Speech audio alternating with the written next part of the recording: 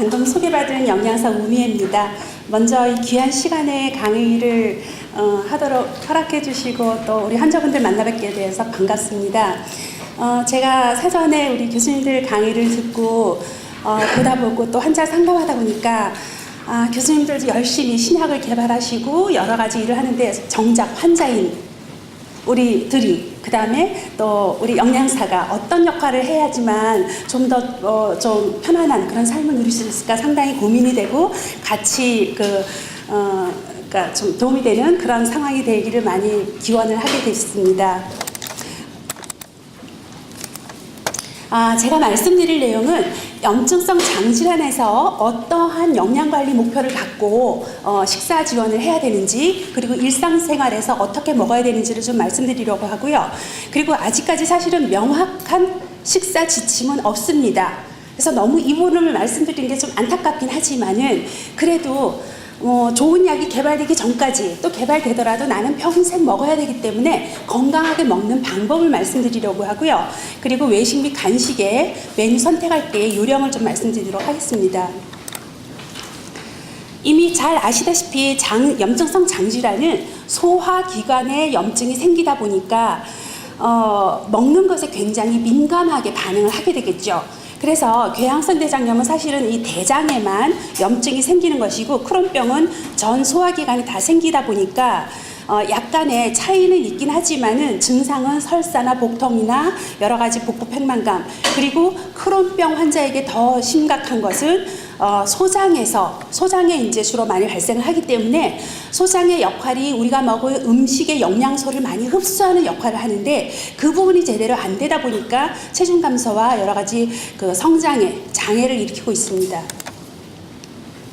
그리고 영양불량의 원인을 좀 더 자세히 보면은 환자분들이 여러 가지 불편함을 호소하다 보니까 먹는 것에 거부감을 느끼고, 먹어도 식욕부진, 약에 의해서도 그렇고 식욕부진, 또 배 아프고 증상이 계속 있다 보니까 많이 두려워하세요. 그래서 섭취 자체가 일단 감소가 되는 경우가 있고, 그 다음에 먹으면 뭐 하나요? 잘 흡수가 돼야 되는데 설사하죠. 또 출혈이 있죠. 자극적이고 좀 어떻게 좀 먹어보려고 했더니 그 불편함이 너무나 심해져서 다시 악순환을 일으키는 흡수 불량 상태가 나타나고, 그 다음에 장에 출혈에 의해서 여러 가지 전해질이라든가 미네랄, 이런 미량 영양소가 다 손실이 되는 경우가 있습니다.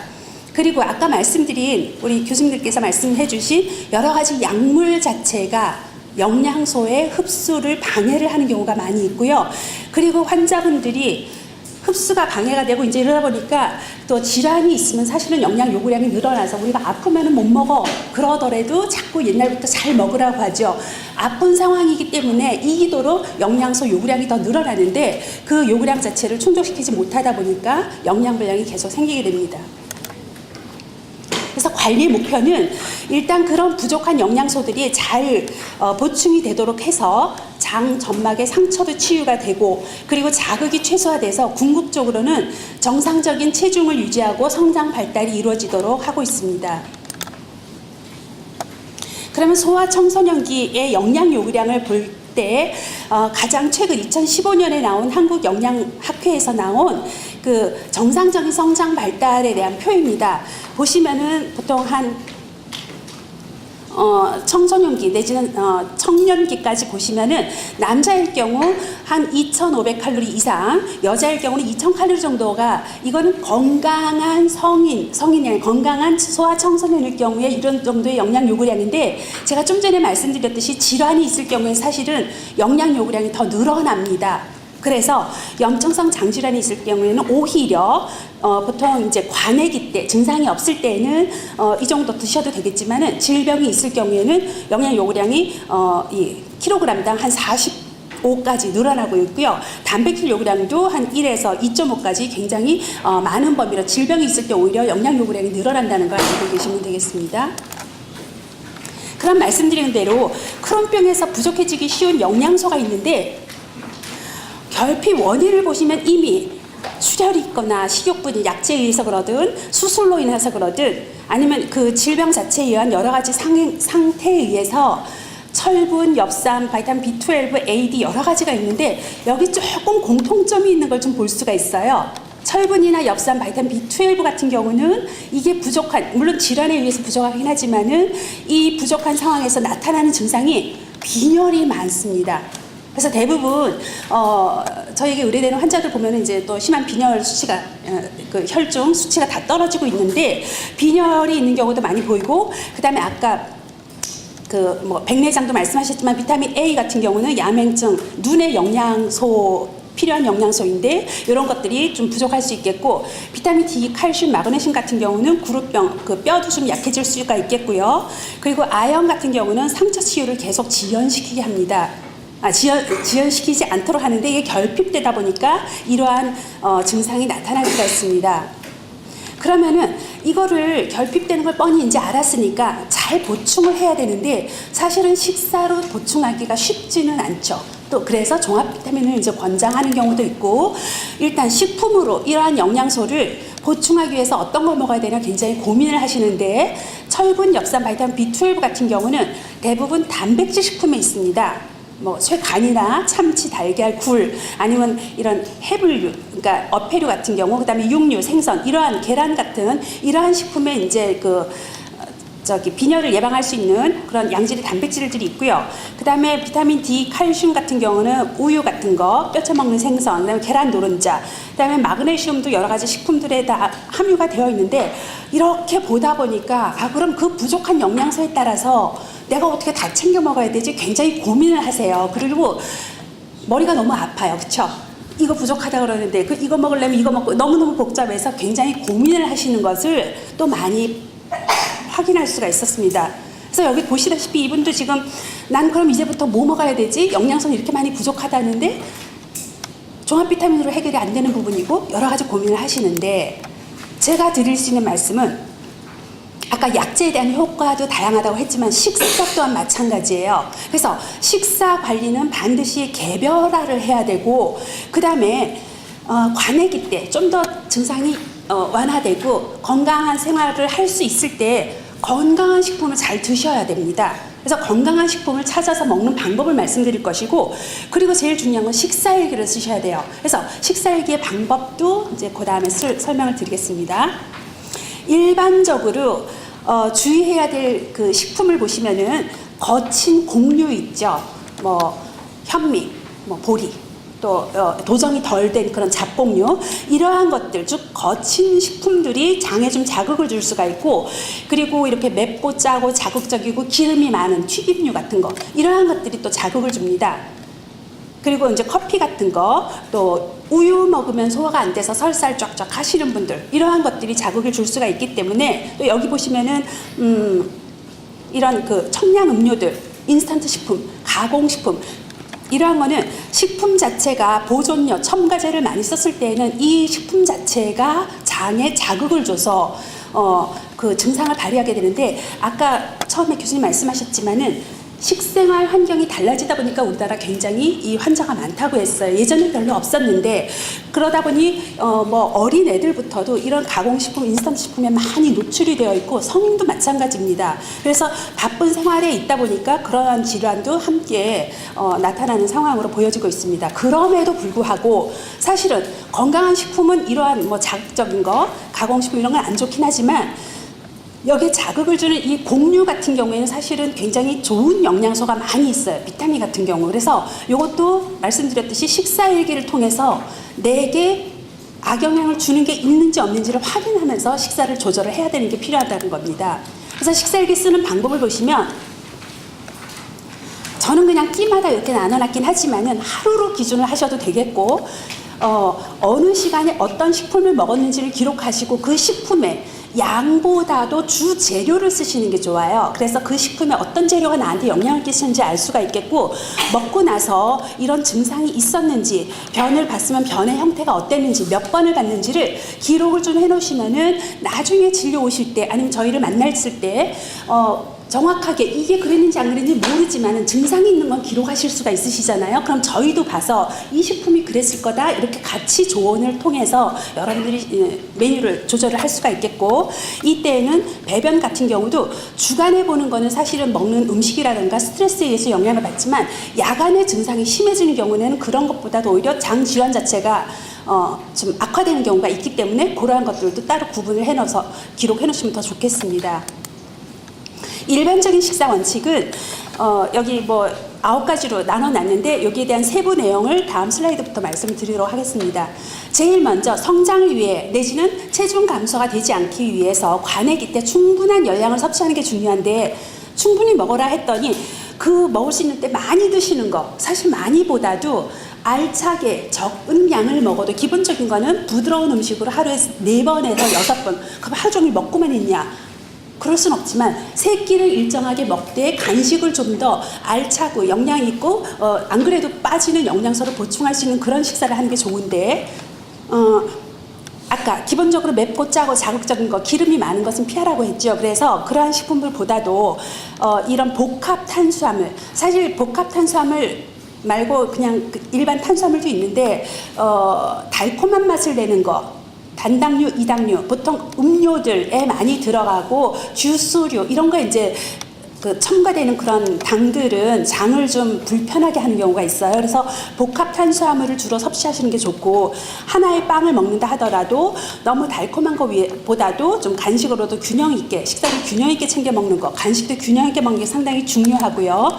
그래서 여기 보시면은 건강하게 이 자전거가 잘 굴러가려면은 이 바퀴도 튼튼해야겠고 바퀴 어느 한 부분이 모가 나지 않아야 됩니다. 그래서 건강한 식사를 위해서는 곡류, 어육류, 채소류가 꼭 식사 때 있는 게 좋고요. 그리고 간식으로 곡류하고 똑같은 영양소를 갖는 그런 그 탄수화물 위주보다도 과일이나 우유, 유제품 이런 것들로 간식을 챙겨 드시는 게 좋습니다. 그런데 나 우유 먹으면 설사해. 그럼 이제 그 뒤에 있다가 또 설명을 해드리겠습니다. 그래서 매 식사 때마다 내 식사가 균형 있는 식사인지 균형 있게 먹었음에도 불구하고 나 이거 먹으니까 불편해 하면 기록을 하세요. 그럼 어떤 부분이 내게 영향을 주는지 그거는 환자들마다 차이가 있기 때문에 그거를 다른 그 같은 분에서 바꿔 먹을 수 있게끔 저희가 말씀을 해드릴 수 있겠습니다. 충분한 식사를 하지만은 끼니마다 가능하면 단백질을 챙기는 게 중요한데 단백질의 역할 자체가 면역력을 강화를 시켜줍니다. 그리고 염증이 있는데 그 염증의 상처를 회복시켜주고 체중 감소를 예방을 해주는 중요한 역할을 하고 있습니다. 그리고 아까 크게 그 영양소 결핍 때는 철분이나 엽산을 많이 단백질 식품이 갖고 있어서 챙겨 드시는 게 중요하고요. 보통 권장하는 식사의 양의 단백질의 양은 매 끼 하나 못 먹어도 하나 아니면은 2토막 정도는 드시는 게 좋고 한 토막의 양은 고기로 하면 탁구공 크기 하나를 우리가 한 토막이라고 보통 하니까 좀 괜찮아 먹어도 괜찮네 하면은 한 끼에 한 2토막 정도 괜찮고 고기나 생선이나 계란이나 뭐 두부 이러한 단백질로 내 몸에서 받아들여지고 큰 문제가 없는 이러한 단백질로 골라서 매 끼 하나 내지 2토막은 꼭 챙겨서 드시도록 하셔야지 그 영양 상태가 떨어지지 않습니다. 그런데 설사를 하거나 배가 많이 아파서 증상이 있을 때는 이 사실은 여기 이제 생선도 저희가 이제 권하고 아주 좋은 식품이거든요. 그럼에도 불구하고 이 등푸른 생선은 증상이 있을 때 먹으면 좀 자극을 할 수가 있어서 증상이 있을 때는 흰살 생선을 먹도록 하고 관액이 때 괜찮을 때에는 등푸른 생선, 뭐 연어, 참치 이러한 것들은 오메가3가 많아요. 오메가3가 염증을 억제시켜주고 면역력을 강화시켜줘서 사실 약재로 먹는 것도 필요하지만 평소에 식사로 탄탄하게 다져 놓으면 증상도 조금 더 덜 할 수가 있기 때문에 식사 때 일주일에 3번 이상은 등푸른 생선으로 드시는 것을 권장을 합니다. 단 증세가 있을 때는 흰살 생선을 이용하시도록 하고요. 그래서 활용 가능한 단백질 메뉴를 제가 좀 골라봤더니 흰살 생선으로 이렇게 뭐 조리를 한다거나 닭가슴살로 하고 연어구이, 고등어구이, 뭐 연두부 샐러드 이런 단백질로 식사나 간식으로 챙겨서 드시는 것이 좋습니다. 그 다음에 세 번째 챙겨야 될 게 충분한 채소와 과일을 굉장히 권장을 하는데 사실은 이 채소와 과일은 비타민, 무기질의 근원이고요. 그러고 또 이 채소와 과일에 식이섬유가 많습니다. 아까 장내 환경이 좋아야지만 그런 증상이 없다고 했는데 이 식이섬유가 뭔가 하면은 사람에게서는 음식을 먹으면 소화되는 효소가 나오는데 이 식이섬유는 소화가 안 됩니다. 안 돼서 장까지 쭉쭉쭉쭉 내려가요. 그래서 어떤 역할을 하냐면은 대장에 아까 우리가 상처난 대장에 여러 가지 세포가 있는데 그 세포의 에너지원으로도 식이섬유가 쓰여지고 면역 기능을 증가시키기 때문에 사실은 먹어줘야 되는데 거친 거 먹으면 안 될 때도 있습니다. 그거 안 될 때는 또 설명드리겠지만 그래서 식이섬유의 큰 종류로 수용성과 불용성이 있는데 이 수용성은 장 점막을 부드럽게 해주고 자극을 하지 않아서 또 발효가 됩니다. 대장에 이제 유익균, 유해균이 있는데 그런 균에 의해서 발효가 되고 그 유해균의 활성을 억제하고 유익균이 잘 자라도록 도와주는 그런 역할을 하고 있습니다. 그래서 이 수용성 섬유가 많은 식품을 보면은 뭐 바나나, 포도, 사과 주로 이러한 섬유소 중에 이제 펙틴이라는 거, 검이라는 뮤시리지라는 이런 좀 전문 용어인데 이러한 성분이 들어있는 야채나 과일 같은 것이 수용성 섬유소가 되겠고요. 불용성 섬유소는 열무 뭐 이런 걸 먹으면 우리가 질깃질깃해서 끝까지 남아있는 섬유질 있죠. 그런 것들이 불용성 섬유소인데 그럼 얘는 장만 자극하고 아무 도움이 되지 않잖냐. 이거는 사실 증상이 있어서 힘들 때는 전혀 드시면 안 되겠고 오히려 잘게 다지거나 조리를 할 수도 있겠지만은 장을 좀 자극하는 부분도 있지만 평소에는 대장암이나 계실염을 많이 예방을 해주고 있습니다. 그래서 이 섬유소도 필요하고요. 어디에 많냐면 거친 곡류, 콩류의 껍질, 그다음에 우엉, 연근 이러한 야채에 많기 때문에 이러한 것들은 활동기에는 제한하지만은 관해기 때는 내가 이렇게 좀 조리를 잘 해서 먹을 때는 큰 문제가 없다는 겁니다. 그렇지만 그것도 사람마다 반응이 다르기 때문에 나에게 맞는 상황인 야채를 골라서 이제 하셔야 되겠고 기본적으로 이러한 채소는 푹 익히거나 잘게 다져서 조리를 하고 숙성된 과일로 껍질 제거해서 하셔야 됩니다. 그래서 수용성 비타민이나 무기질 섭취하는 요령은 관해기 때 증상이 없을 때에는 이런 잡곡 같은 것도 사실은 필요하다고 그랬죠. 그래서 충분히 푹 불려서 압력밥솥에 아주 부드럽게 조리를 해서 드시면은 장의 자극을 좀 덜 할 수 있겠고 그 다음에 과일 잘 익은 거 녹황색 채소를 푹 익혀서 이용하시고요. 이거는 미량 영양소가 많이 있기 때문에 증상이 없을 때는 이렇게 드시고 증상이 있을 때는 평소 드시던 거에 반 이하로 줄여가지고 건더기를 버리고 물만을 드시는 것도 도움이 됩니다. 수용성 물에 녹기 때문에. 그래서 지난번에 환자 상담을 갔더니 물도 설사하니까 물도 많이 먹어야 되는데 음료수 뭐 먹어야 될까요? 음료를 말씀하시는데 야채를 평소에 이렇게 잘 익히거나 데쳐가지고 그걸 건져서 그렇게 이용하시는 것도 비타민 섭취에 도움이 될 수가 있습니다. 그 다음에 충분한 칼슘 섭취도 중요하죠. 그런데 칼슘의 섭취에 도움을 주는 그런 어떤 습관들이 있어요. 내지는 영양소가 흡수를 아무리 먹으면 뭐하나요? 흡수가 잘 되게끔 도와줘야 되는데 흡수를 방해하는 조건이 칼슘과 인의 비율이 불균형. 이거 무슨 말이냐면 인이 많은 게 사실은 단백질에도 있지만 그래도 단백질 드시라고 그랬죠. 끼마다 한 토막 내지는 두 토막 드시라고 했는데 또 인이 많은 게 뭐냐면 가공식품에 많아요. 라면, 음료 뭐 이런 것들 있죠. 그래서 우리 식습관이 그런 걸 많이 먹다 보니까 뼈도 약해지고 어린애들도 성장에 안 좋고 이런 얘기가 있는 게 인이 많습니다. 그래서 칼슘과 인의 불균형이 있으면 흡수가 방해가 되고요. 비타민 D가 부족하거나 섬유소를 너무 과잉으로 많이 먹었을 때 그다음에 지방, 수산, 키틴산, 장내 알칼리온 이러한 것들이 흡수를 방해를 시키고 흡수를 증진시키는 조건이 동일한 비율로 칼슘과 인을 섭취했을 경우 그리고 어느 정도의 단백질이 섭취가 되고 유당이 있을 경우 비타민 C와 D가 칼슘 흡수를 또 도와주고요. 균형 있게 먹고 짜게 먹지 않는 습관이 칼슘 흡수를 도와줍니다. 그래서 나의 평소 식습관이 영향을 주는 게 있으면 그 부분을 하나하나 여러분들이 잘 모르실 수 있기 때문에 저희가 면밀하게 확인을 해서 그 부분을 제거를 하는 게 좋겠습니다. 그 다음에 중요한 것은 영양 성분표를 반드시 확인을 하세요. 왜냐하면은 가공식품을 가능하면 안 하면 좋겠지만은 그 부분들을 확인하시는 게 좋은데 칼슘 자체도 섭취를 잘 하기 위해서 적어도 성인인 경우는 한 1200mg까지를 권장을 하는데 아무리 먹으면 뭐하죠? 잘 흡수가 되도록 하기 위해서 확인을 해봤더니 가장 좋은 칼슘의 급원이 우유입니다. 우유는 먹은 식품의 한 50% 정도가 칼슘 흡수가 되고, 사실 뼈째 먹는 생선은 25%, 야채도 칼슘이 많은 야채가 있습니다. 그렇지만은 흡수가 좋은 게 유제품이기 때문에 유제품을 저희가 권하고, 근데 우유 먹으면 설사해, 힘들어, 그러실 때는 유당이 분해된 우유가 나옵니다, 시중에. 그래서 뭐 소화가 잘 되는 우유, 아니면 락토 우유, 이런 우유가 있기 때문에 유당이 제거된 우유를 쓰시고, 그 다음에 칼슘을 더 보충하기 위해서 일반 우유 한 봉에 한 200mg의 칼슘이 있는데, 고칼슘 우유를 드시면은 2배의 우유, 칼슘이 들어가 있어요. 그래서 여러분들이 항상 영양성분표 보시면은 여기 보면은 유당 0%, 유당 0, 그 다음에 칼슘이 400mg 이상으로 나와 있기 때문에 기왕이면 저지방 고칼슘, 우유뿐만 아니라 유제품을 이러한 것들로 골라서 드시는 것도 도움이 됩니다. 그 다음에 중요한 거는 이제 기름 사용이 식품을 드시다 보면 조리를 하게 되는데, 아까 오메가3가 좋다고 말씀을 드렸긴 하지만은 우리 몸에서 건강하게 기름의 사용 비율이 더 중요한데요.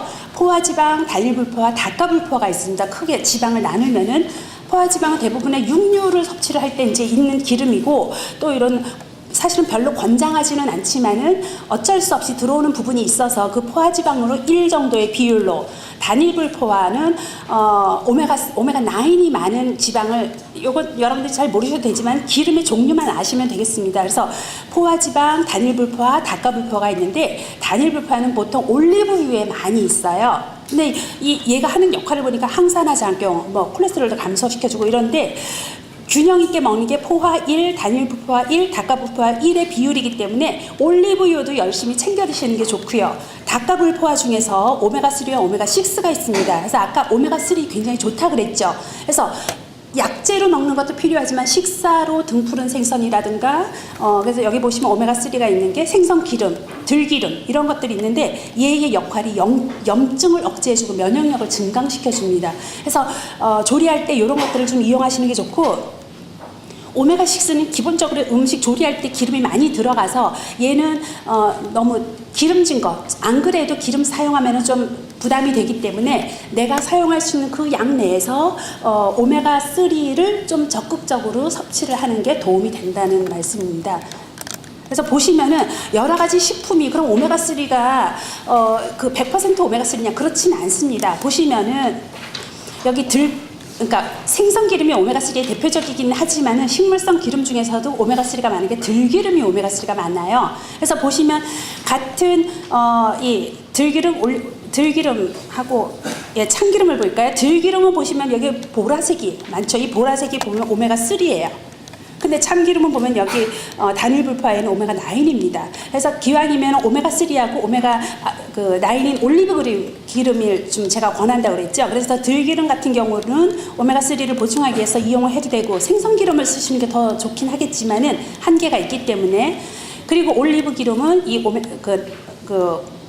오메가9이 많아서 이러한 것들을 샐러드로 이용하시거나 그럴 때 소량씩 이용하시는 것도 도움이 됩니다.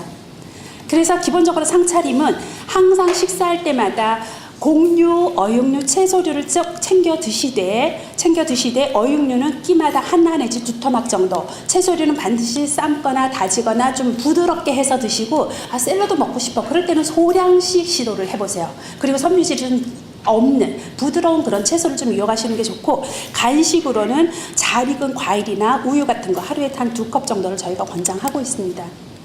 자, 그리고 이제 젊은 분들이 많이 계시다 보니까 외식을 하는 경우가, 부득이할 때 어떻게 해야 되냐 고민을 하셔서 이런 메뉴를 선택할 때 좀 대용식으로, 라면보다는 기왕이면 꼭 면을 먹을래 그러실 때는 라면보다는 사실 이것도 이제 어떤 걸 대용할까 저도 고민을 하다가 그 중에 이게 낫겠다라고 생각이 된 거고, 이거 먹어도 설사해요, 그럴 수도 있어요. 거기에서 어느 정도의 양을 썼는지 차이가 있기 때문에. 하지만 이런 자극적인 것보다는 쌀국수 같은 것이 라면에 없는 다른 이런 비타민을 좀 보충할 수가 있겠고, 삼겹살 대신은 부드러운 수육이라든가, 그다음에 기름이 많은 돈가스는 이런 햄버거, 사실은 파는 것보다도 집에서 양질의 살코기로 다져서 야채 다져 넣고 그런 식으로 조리하는 게 훨씬 좋겠죠.